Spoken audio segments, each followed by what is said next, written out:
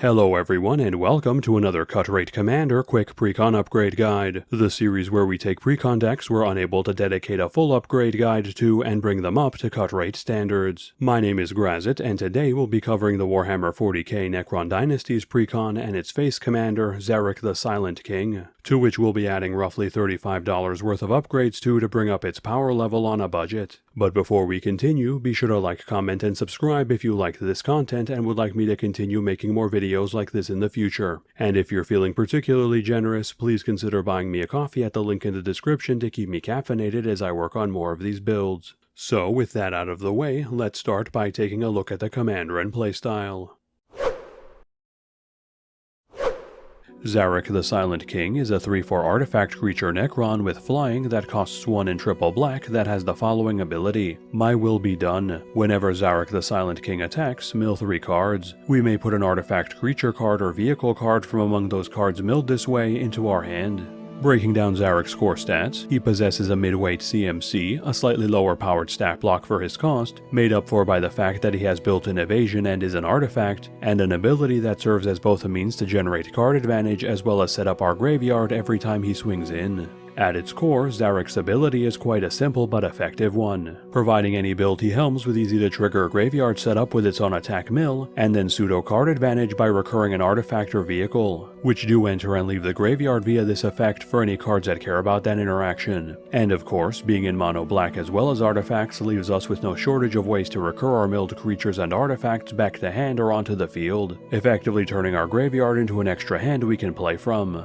So, as we can see, Szarekh is a reliable source of graveyard setup and pseudo-card advantage for artifact creature and vehicle-focused builds, and the base build does a very solid job at representing that, with nearly its entire creature base consisting of artifacts, and having multiple ways to reanimate those creatures permanently through various means, or temporarily via Unearth right out of the box, giving us a fairly sturdy base to improve upon. So, in order to refine this build, we'll be leaning even more into artifact creature reanimation and recursion, aiming to win through sheer attrition and graveyard value as our creatures slam into our opponents only for their reanimation protocols to reassemble their broken bodies to fight again. Of course, that means we'll be cutting some of the non-artifact entrants in the build to make room for even more artifact creatures with potent ETB or activated abilities we can more easily recur with our commander or other sources, and swapping out some of our less potent artifacts and artifact creatures for additional forms of artifact reanimation and recursion, ensuring that our machines never stay in our graveyard for long. And as a precaution against our opponents deciding not to play ball and destroy our creatures, we'll be adding some additional sack outlets to supplement those included in the base build,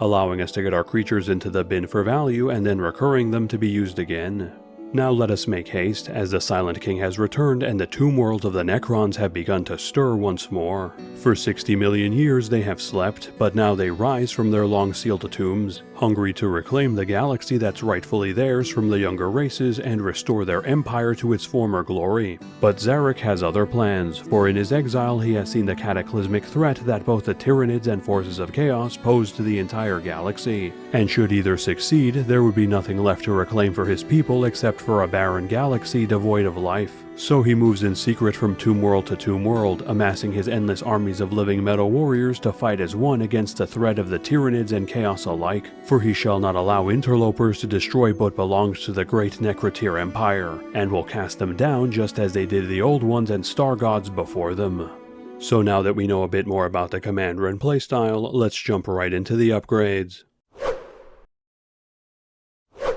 Starting off with our creature upgrades, we'll begin by swapping out some of our less impressive Necrons for some artifact creatures more focused on artifact recursion and reanimation.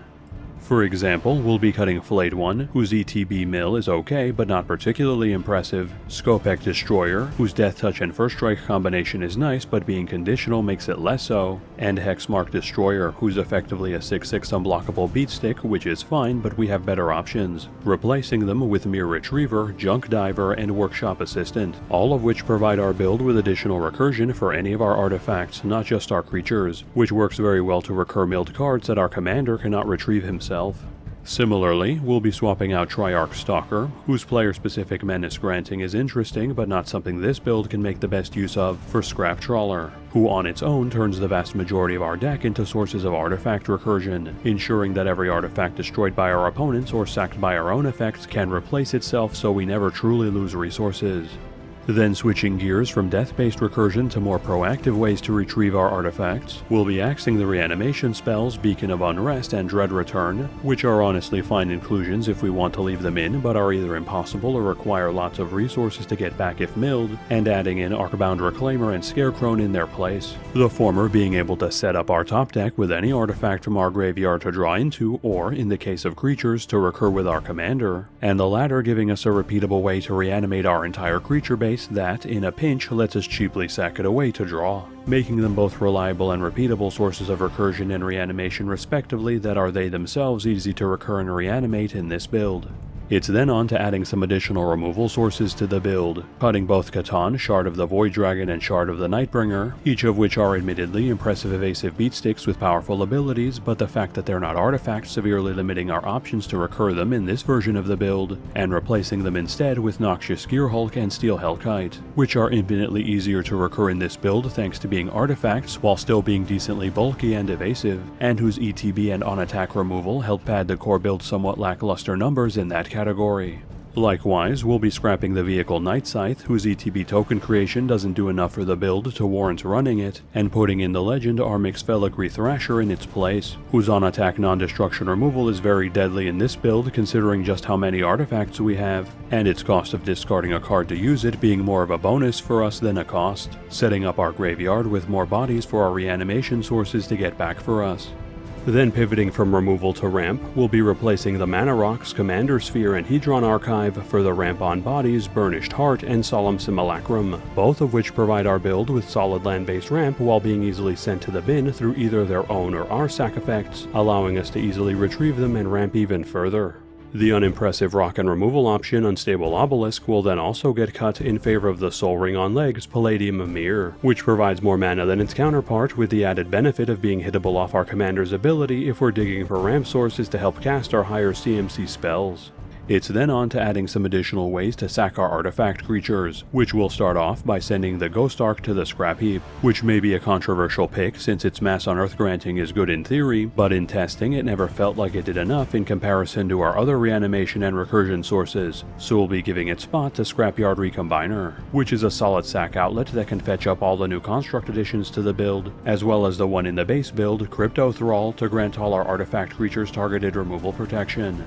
And then we'll be exchanging out Convergence of Domination, whose cost reduction for graveyard abilities would be much better suited for a flashback or unearth dedicated build, for Kuldrotha Forgemaster, another construct who serves as a repeatable sack outlet and means to cheat any artifact from our deck directly into play, greatly improving our build's consistency while reloading our graveyard. And finally, reaching our last few creature upgrades, we'll be cutting Saltek Immortal, whose death-based counter generation requires a bit too much setup to get maximum use out of, in favor of Darksteel Overseer, whose repeatable AoE counter distribution is much easier to use to permanently pump our entire board turn after turn. And lastly, we'll replace Gilded Lotus, which is a fine ramp source but is now redundant in this build thanks to the changes we've made to our ramp package, with Phyrexian Triniform, which is an enormous beatstick that, when dealt with, leaves behind extra bodies for our opponents to contend with, and, if we have the mana, can encore itself from our graveyard to swing into all our opponents and then leave behind up to 27/27 worth of stats on the board after the dust settles.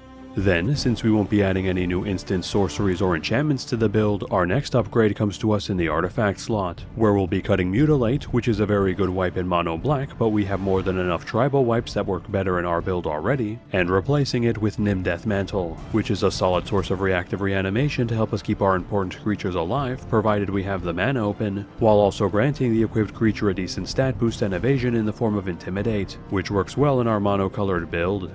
Darkness is then the next non-artifact to get the axe, being a fantastic and much needed reprint, but ultimately its fog effect not contributing anything to our build, being replaced with Mirrorworks, which in contrast does a lot for our build by effectively letting us double up on our most powerful artifacts for 2 mana a pop, growing our board states at double the rate for very little mana investment. It's an artifact for artifact swap. Then up next, with Mask of Memory's draw and graveyard setup being replaced with the clue-generating Tamiyo's Journal, which provides our build with a steady stream of clue tokens we can either crack for draw or use as sack fodder, but whose real use is allowing us to tutor up anything from our deck to hand, making it a recurable way to tutor up our most powerful non-artifacts in our build and ensure they don't go to waste by milling them. Then our next replacement will see the Saga the War in Heaven lose its spot, which is admittedly a good if pricey source of value with the draw, mill, and reanimation it provides, for the more reanimation-centric Whip of Erebos, which like Ghost Ark also effectively provides Unearth 3 to all our creatures, but being a bit more useful by also providing AoE lifelink to our entire board, making our deck even grindier by providing us a recurable means to stabilize our life totals and outlast our opponents in a war of attrition.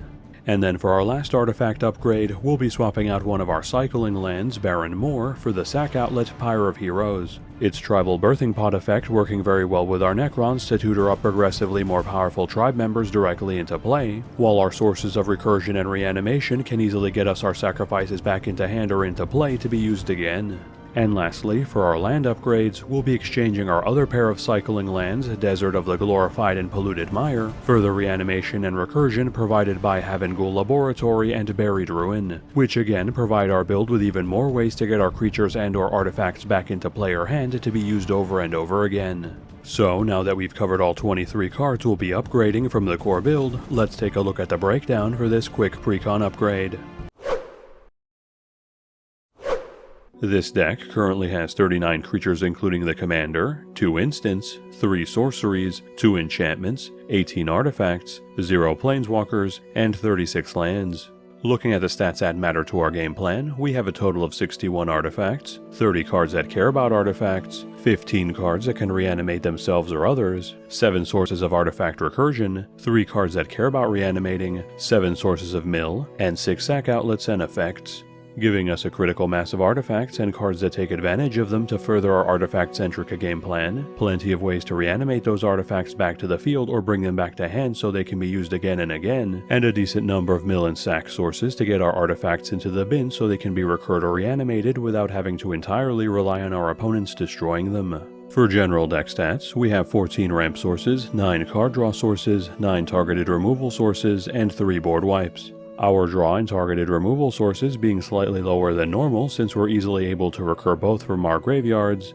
and our ramp sources and wipes falling within normal ratios. Looking at our mana curve, we have 3 1-drops, 14 2-drops, 14 3-drops, 16 4-drops, 8 5-drops, 6 6-drops, 2 7-drops, and 1 9-drop, leaving us with a mid-range curve that aims to get our commander on board quickly to begin milling ourselves and provide card advantage with his effect, filling up our graveyard with artifacts so we can reanimate and recur them to take advantage of their abilities over and over again, grinding down our opponents in a battle of attrition until they fall before our deathless living metal armies. The final price of our upgrades then come out to be $34.52. The price of these upgrades was calculated by using the cheapest listed marketplace price on TCG Player at the time of this recording. For side grades, Chief of the Foundry warrants consideration as a solid artifact lord that empowers our entire creature base. Nettlecyst is a powerful artifact payoff that works well on its own or when equipped to our commander to provide a scaling stat increase based on our artifacts. Triplicate Titan is another massive beatstick with relevant keywords that leaves behind extra bodies when it dies, making it an excellent reanimation target.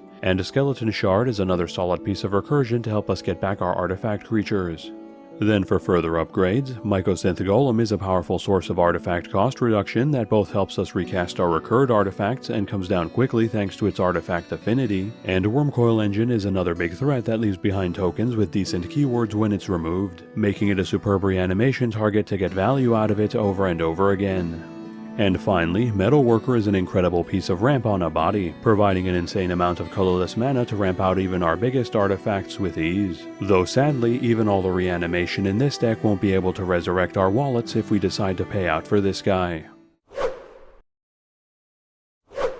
Thanks everyone for sticking around until the end of the video. With the Necron Dynasties Precon covered, our next quick Precon upgrade will be covering the forces of the Imperium Precon and its face commander, the Iron-Willed Warrior of the Order Hereticus, Inquisitor Greyfax, so look forward to a token build featuring her next week. And as usual, please like, comment, and subscribe if you like the content to help keep the channel growing. And if you really liked it, please consider buying me a coffee at the link in the description to give me the energy I need to continue doing these extra episodes. And with that, have a good one folks, and stay safe.